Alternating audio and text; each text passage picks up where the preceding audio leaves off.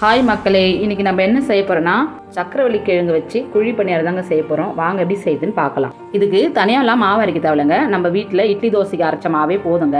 முதல்ல 4 கரண்டி இட்லி மாவு எடுத்துக்கலாம். ஒரு சிட்டிகை சோடா உப்பு சேர்த்துக்கலாம். கொஞ்சோண்டு உப்பு சேர்த்து நல்லா தண்ணி ஊற்றி தோசை பதத்துக்கு நல்லா கரைச்சி எடுத்துக்கலாங்க. நல்லா கரைச்சிட்ட பிறகு 1 கப்பு கோதுமை மாவை போட்டு நல்லா கட்டி இல்லாத அளவுக்கு நல்லா கரைச்சி எடுத்துக்கலாங்க. ஒரு 5 ஏலக்காய் எடுத்து நல்லா இடித்து அந்த மாவில் போட்டு நல்லா மிக்ஸ் பண்ணிக்கோங்க. சக்கரவள்ளி கிழங்கு தேங்காவையும் துருவி எடுத்து வச்சுன்னு வெல்லத்தை இடித்து எடுத்துக்கின்னு எல்லாத்தையும் ஒன்றா போட்டு நல்லா மிக்ஸ் பண்ணிக்கலாங்க.